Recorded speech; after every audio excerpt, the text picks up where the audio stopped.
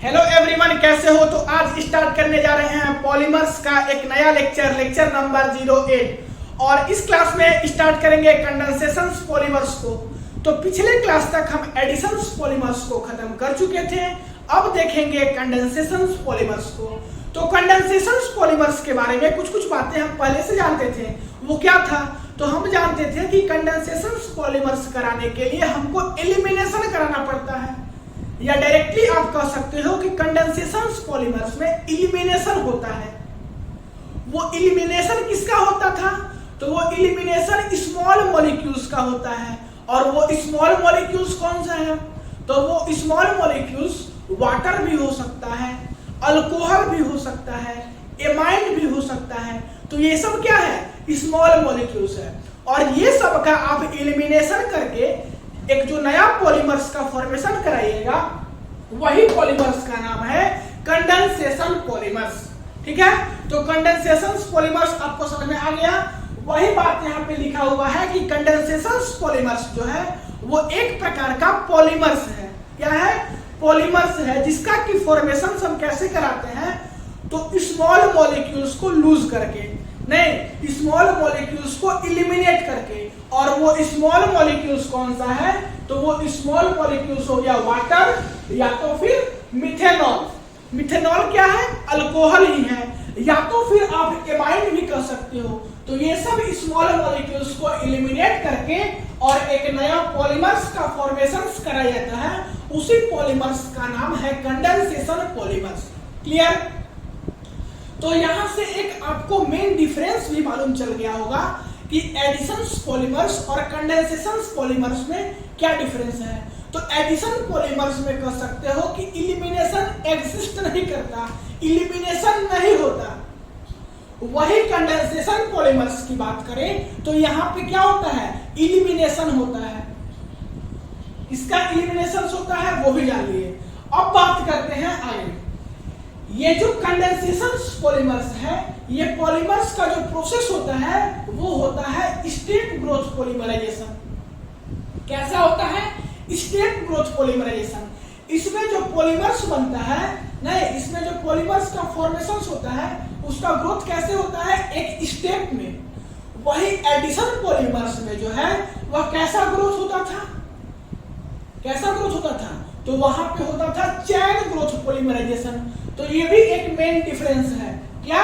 कि addition polymers में चैन growth polymerisation होता था, जबकि कंडेंसेशन पॉलीमर्स में स्टेट ग्रोथ पॉलीमराइजेशन होता है।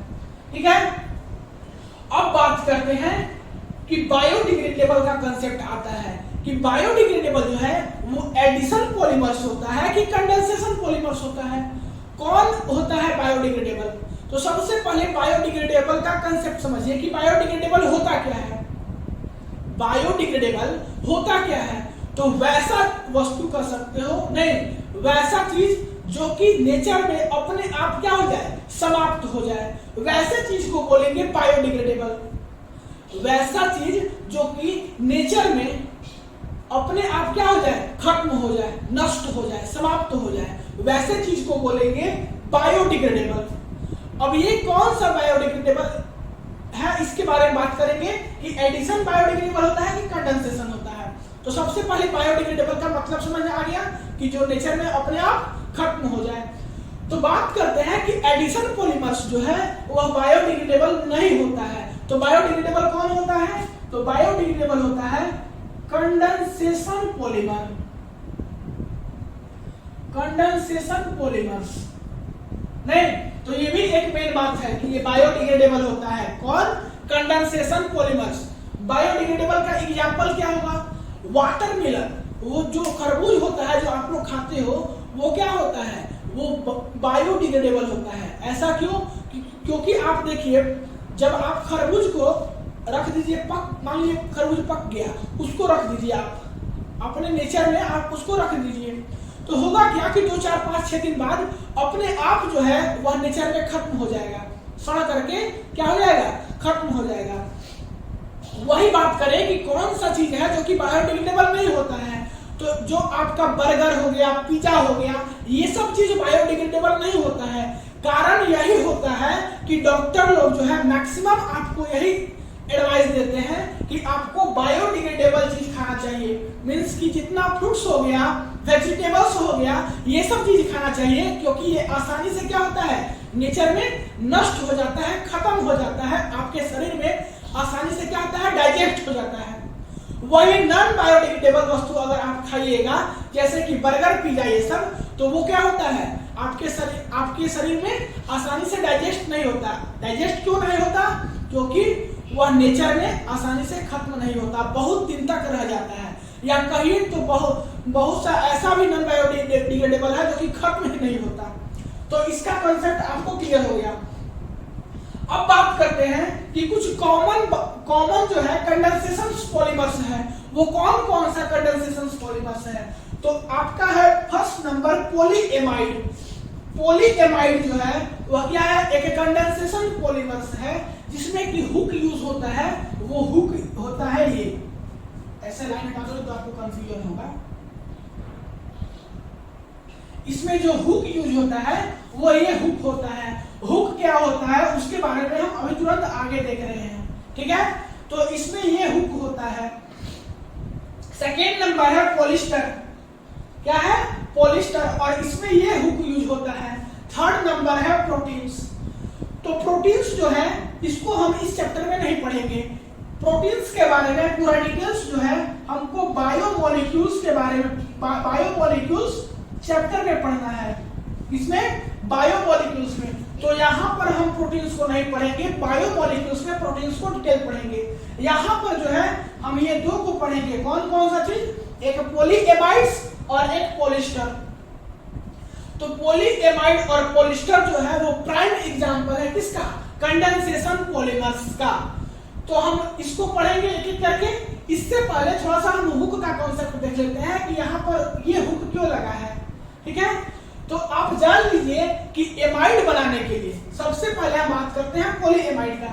तो पॉली का क्या मतलब होता है, बहुत सारा, और एमाइड कहने का मतलब क्या, कि उसमें एमाइन ग्रुप हो। तो एमाइड बनाने के लिए हमको कार्बोक्सिलिक एसिड नहीं और एमाइन का आवश्यकता पड़ता है। दो मोनोमर्स है, ये दोनों क्या है, मोनोमर्स है। तो एमाइड बनाने के लिए ये दोनों मोनोमर्स का यूज पड़ता है। कौन कौन सा, एक कार्बोक्सिलिक एसिड और एक एमाइन। और जब हमको पॉलीएमाइड बनाना होगा तब क्या होगा, एन कार्बोक्सिलिक एसिड और एन एमाइन का यूज पड़ेगा। क्या होगा, एन कार्बोक्सिलिक एसिड और एन एमाइन का यूज पड़ेगा। क्योंकि जब एक एमाइड बनाने के लिए एक कार्बोक्सिलिक एसिड और एक एमाइन का आवश्यकता पड़ता है, तो जब हम पॉलीएमाइड मतलब कि बहुत बड़ा पॉलीमर्स बनाएंगे तो हमको एन कार्बोक्सिलिक एसिड और एन एमाइन का आवश्यकता पड़ेगा। क्लियर है। तो इसको बनाने के लिए क्या चाहिए, ये चीज जानते हैं। और ये दोनों क्या है, मोनोमर्स है। तो ये तो कंफर्म है कि कार्बोक्सिलिक एसिड और एमाइन चाहिए। इसी के कारण यहाँ पर जो है हम क्या लगा दिए हैं, एमाइड ग्रुप लगा दिए हैं, एमाइन ग्रुप लगा दिए हैं। ये एमाइन ग्रुप हो गया और एक कार्बोक्सिलिक एसिड हो गया। दोनों का जो हम क्या करेंगे, एडिशन करेंगे, सॉरी दोनों का क्या करेंगे, कंडेंसेशन करेंगे। एमाइन का और कार्बोक्सिलिक एसिड का कंडेंसेशन करेंगे, और कंडेंसेशन करके यहाँ से स्मॉल मॉलिक्यूल्स को बाहर निकालेंगे। वो कौन सा स्मॉल मॉलिक्यूल्स होगा, तो वो जो स्मॉल मॉलिक्यूल्स होगा वो होगा वाटर। अब वाटर कैसे निकालेंगे वो समझिए। तो हमको यूज करना है एमाइड बनाने के लिए कार्बोक्सिलिक एसिड और एमाइन। तो सबसे पहले हम एमाइन ले लिए, नहीं, और मान लो कि हम यहाँ पर ले रहे हैं कार्बोक्सिलिक एसिड। क्या ले रहे हैं, कार्बोक्सिलिक एसिड। दोनों को ले लिए। यहां से क्या करेंगे कि हम H को बाहर निकालेंगे, नहीं, H को बाहर निकालेंगे तो इसका कुछ स्ट्रक्चर हो जाएगा ऐसा। यही कारण है कि इसको जो है हम हुक के फॉर्म में यूज करते हैं यहाँ पर, नहीं, तो यहां से H निकल जाएगा और कार्बोक्सिलिक एसिड से हम H बाहर निकाल देंगे और दोनों से क्या हो जाएगा बाहर, H2O बाहर निकल जाएगा, जो कि है एक स्मॉल मॉलिक्यूल्स। और जब हम H2O को बाहर निकालेंगे तो ये एमाइन और ये कार्बोक्सिलिक एसिड मिल करके पॉलीएमाइड का फॉर्मेशन कर लेगा। नहीं, इसके निकलने से, H2O के बाहर निकलने से, H2O का एलिमिनेशन होने से। तो इसी के कारण जो है एमाइड एमाइड में जो है हम इस हुक को यूज करते हैं। उसी प्रकार से बात करें पॉलिस्टर की, तो स्टर बनाने के लिए हमको अल्कोहल और कार्बोक्सिलिक एसिड का आवश्यकता पड़ता है। किस चीज का? अल्कोहल का और कार्बोक्सिलिक एसिड का। यही जस्ट फिनोमिना होगा कि ये दोनों को ऐड करने के लिए हमको कंडेंसेशन पॉलीमर्स कराना होगा, यहां से कुछ इलिमिनेट कराना होगा, और इलिमिनेट करा करके और क्या बनाएंगे? पॉलिस्टर बनाएंगे। तो ये सब के बारे में हम अच्छे से डिस्कस करेंगे एक एक करके जब पढ़ेंगे तब। अभी इसको बस हमको समझाना था। अब बात करते हैं पॉलिस्टर की। सबसे फर्स्ट हम बात करेंगे पॉलिस्टर, उसके बाद देखेंगे पॉलीएमाइड। तो पॉलिस्टर की बात करें तो पॉलिस्टर जो है वह एक पॉली कंडेंसेशन क्या है? प्रोडक्ट है। क्या है? पॉली कंडेंसेशन प्रोडक्ट है। किसका? डाई कार्बोक्सिलिक एसिड और डायोल्स का। फिर से सुनिए, पॉलिस्टर जो है वह क्या है? एक प्राइम एग्जांपल है कंडेंसेशन पॉलीमर्स का। और पॉलिस्टर क्या है? एक पॉली कंडेंसेशन प्रोडक्ट है। किसका? डाई कार्बोक्सिलिक एसिड का और डायोल का। नहीं, और इसमें जो है वह लिंकेज होता है, वो लिंकेज होता है ईस्टर लिंकेज। कैसा लिंकेज होता है? ईस्टर लिंकेज होता है। तो इसका एग्जांपल्स की बात करें तो इसका सबसे बेस्ट एग्जांपल है टेरिलीन, नहीं, और क्या है? ग्लिप्टल। तो टेरिलीन्स और ग्लिप्टल इसका क्या है? प्राइम एग्जांपल है। किसका? पॉलिस्टर का। तो टेरिलीन और ग्लिप्टल का दोनों का हम देखते हैं कि स्ट्रक्चर कैसे बनता है, कौन कौन सा मोनोमर्स इसमें यूज होता है। जब इसके एग्जांपल को समझ जाइएगा तो ये पॉलिस्टर को समझ जाइएगा, और जब पॉलिस्टर को समझ जाइएगा तो ये हुक वाला जो कॉन्सेप्ट है, या ये जो कार्बोक्सिलिक एसिड और एमाइड वाला जो कॉन्सेप्ट है, अल्कोहल और कार्बोक्सिलिक एसिड वाला जो कॉन्सेप्ट है, इसको अच्छे से समझ जाइएगा। तो एक एक करके हम टेरिलीन और ग्लिप्टल को दोनों को देखते हैं। तब तक के लिए इस वीडियो को पॉज करके नोट कर लीजिए। नोट कर लिए? 1 2 3 नोट कीजिए। तो अब बात करते हैं टेरिलीन्स और ग्लिप्टल दोनों का एग्जांपल्स को। दोनों एक क्या था? मेन एग्जांपल्स था किसका? पॉलिएस्टर का। तो पॉलिएस्टर का सबसे बेस्ट एग्जांपल, प्राइम एग्जांपल्स की बात की तो वो था आपका टेरिलीन्स और ग्लिप्टल। टेरिलीन्स और ग्लिप्टल्स जो है वो कैसे बनता है, इसमें कौन सा मोनोमर्स यूज होता है, नहीं, तो इसको अगर हम देखेंगे तो आपको क्लियर समझ में आ जाएगा पूरे पॉलिएस्टर को, कंसेप्ट को। तो सबसे पहले बात करते हैं कि जो टेरिलीन होता है, इस टेरिलीन्स को बनाने के लिए जो मोनोमर्स यूज होता है वो होता है इथाइलिन ग्लाइकोल और टर्फथेलिक एसिड। क्या चीज? इथाइलिन ग्लाइकोल और टर्फथेलिक एसिड। इसको बनाने के लिए 2 मोनोमर्स का यूज करना पड़ता है। कितने मोनोमर्स को? 2 मोनोमर्स को यूज करना पड़ता है, और ये दोनों मोनोमर्स का नाम यहाँ पे है, दोनों का स्ट्रक्चर यहाँ पे। दोनों का जब हम N यूनिट्स लेंगे, N इथाइलिन ग्लाइकोल और N टर्फथेलिक एसिड, दोनों का N यूनिट्स लेंगे और दोनों का क्या कराएंगे? कंडेंसेशन कराएंगे। दोनों को जब हम कंडेंसेशन कराएंगे, कंडेंसेशन कैसे कराएंगे कि ये जब दोनों मॉलिक्यूल्स को, ये जब दोनों मोनोमर्स को जब हम एड अप करेंगे तो यहां से कुछ स्मॉल मॉलिक्यूल्स का एलिमिनेशन करना होगा, तो जाकर के इसका क्या होगा? कंडेंसेशन होगा। अच्छा, यहाँ पे आपको कंफ्यूज नहीं होना, ये जो ग्लाइकोल है इसका यही स्ट्रक्चर है, CH2 OH OH। तो यहाँ पे कुछ ऐसा लिखा है, तो इसके चलते आप कंफ्यूज मत हो जाइएगा, ठीक है। तो इथाइलिन ग्लाइकोल और टर्फथेलिक एसिड दोनों को क्या करेंगे? हम ऐड करेंगे, और दोनों का जब हम ऐड करेंगे और यहाँ पे कराएंगे हम क्या? कंडेंसेशन। और जानते हैं कि कंडेंसेशन पॉलीमर्स कराने के लिए हमको कुछ चीज का क्या करना होगा? इलिमिनेशन करना होगा। तो वो कौन सा इसमें इलिमिनेट होगा? तो यहां से हम इलिमिनेट करेंगे H2O को, पानी को बाहर निकालेंगे, और हम टेरिलीन्स का फॉर्मेशन करेंगे। तो कैसे वाटर को बाहर निकालेंगे वो चीज को आप समझिए। तो देखिए, सबसे पहले हम बात करते हैं कि यहां से क्या करेंगे, यहां से कि H बाहर निकालेंगे, और यहां से क्या करेंगे कि OH बाहर निकालेंगे। नहीं, टर्फथेलिक एसिड से OH बाहर निकालेंगे और यहां से H बाहर निकालेंगे, और दोनों को मिला करके एक नया स्ट्रक्चर बना लेंगे। वही यहां से जो है हम H बाहर निकालेंगे और यहां से OH बाहर निकालेंगे, और जब निकालेंगे यहाँ से क्या चीज, वाटर को, तो कुछ स्ट्रक्चर बन जाएगा ऐसा चैन में। यहाँ से O बचा, CH2 दो बार है तो वही 2 टाइम्स लिख दिए। फिर यहाँ से O और इसका C डबल बॉन्ड O जो है वह क्या कर लिया, एक लिंकेज बना लिया। बाकी का structure benzene C double bond O नहीं, C डबल बॉन्ड O और OH का हो गया यहाँ से बाहर निकल गया H2O के साथ। और जो है आपका NH2O जो है वाटर जो है वह एलिमिनेट हो गया इस टेरेलिन्स का फॉर्मेशंस कराने में, क्योंकि ये एक प्रकार का क्या है, कंडेंसेशन पॉलीमर्स है। तो ये था आपका टेरेलिन्स का फॉर्मेशंस। इसमें सबसे मेन बात आपको याद करने वाला कि जो मोनोमर्स यूज होगा वो होगा आपका 2 monomers, first number ethylene glycol और सेकेंड नंबर टर्फथेलिक एसिड। तो ये था टेरेलिन्स कैसे बनाते हैं। अब बात करते हैं ग्लिप्टल का। तो ग्लिप्टल बनाने के लिए इसमें भी 2 मोनोमर्स यूज करते हैं।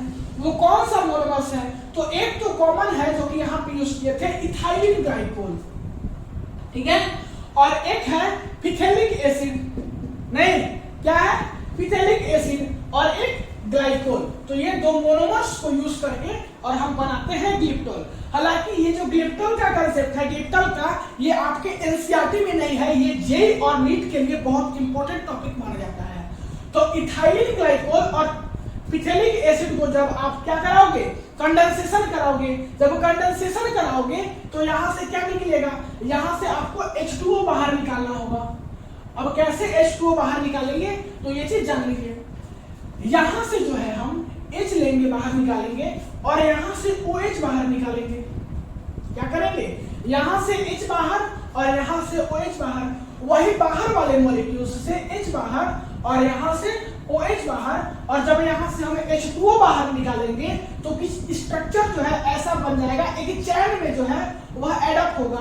वो कैसे, वो देखिए, यहाँ से O, CH2 दो बार है तो 2 बार लिख दिए O, और यहाँ इसका O, एक चीज ध्यान रखिएगा कि यहाँ पर O का जो बॉन्ड है, O जो है लिंकेज किसके साथ बनाएगा, तो इस कार्बन के साथ। आप भूल के इसके साथ यहाँ पे आपको एडअप नहीं करना, इस कार्बन के साथ लिंकेज बनाएगा। तो वही काम किए हैं कि ये O जो है वो इस कार्बन के साथ लिंकेज बना के C डबल बॉन्ड O के साथ एडअप हो गया है, और बाकी सब कुछ स्ट्रक्चर से यहाँ से भी क्या है, H2O बाहर निकल गया। तो बन गया आपका क्या, ग्लिप्टल। यहाँ पे N क्यों लिखे और NH2O क्यों लिखे, क्योंकि मोनोमर्स जो है वो हम N मोनोमर्स यूज किए हैं। तो ये था आपका कॉन्सेप्ट। एक बात आपके मन में और यहाँ से एक क्वेश्चन और एराइज हो सकता है कि इथाइलिन ग्लाइकोल से हम हाइड्रोजन क्यों बाहर निकाल रहे हैं, और फिथेलिक एसिड से जो है हम OH बाहर क्यों निकाल रहे हैं। ऐसा क्वेश्चंस आपके मन में एराइज हो सकता है। आपके मन में ये भी एराइज हो रहा होगा कि फिथेलिक एसिड से हम क्यों ना H बाहर निकाल दें और यहाँ से क्यों ना OH बाहर निकाल दें। तो आपको हम एक कॉन्सेप्ट दे देना चाहते हैं, या एक कॉन्सेप्ट आपको पहले से भी मालूम होगा, नहीं, कि जब अल्कोहल का, क्या चीज का, जब अल्कोहल का और एसिड का रिएक्शन होता है, अल्कोहल और एसिड जब रिएक्ट करता है, ये दोनों का जब हम एडिशन कराते हैं तो अल्कोहल से जो है वह हाइड्रोजन बाहर निकलता है और एसिड से OH बाहर निकलता है और मिल करके H2O बाहर निकलता है।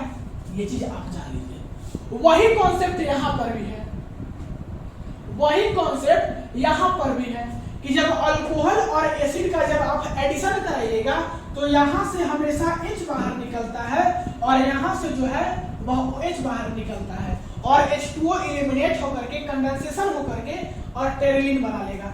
तो ये कॉन्सेप्ट आपको क्लियर हो गया कि टेरेलिन्स में कौन सा मोनोमर्स यूज होता है, ग्लिप्टल में कौन सा मोनोमर्स यूज होता है, दोनों का एडिशन कैसे कराते हैं, नहीं, टेरेलिन का स्ट्रक्चर कैसा होता है और ग्लिप्टल का स्ट्रक्चर कुछ कैसा होता है। तो ये था पॉलिस्टर और पॉलिस्टर का एग्जाम्पल, ठीक है। अब जो है हमको आगे बात करना है किसके बारे में, पॉलीएमाइड के बारे में, क्योंकि प्रोटीन्स तो पढ़ना नहीं, प्रोटीन्स को बायोमोलिक्यूल्स चैप्टर में पढ़ना है। तो पॉलिस्टर क्या होता है वो चीज देख लिए। अब पॉलीएमाइड्स को स्टार्ट करना है। तो पॉलीएमाइड्स जो है वो भी एक थोड़ा सा लंबा टॉपिक है, 20-25 मिनट का टॉपिक है, तो क्लास थोड़ा ज्यादा लंबा हो जाएगा।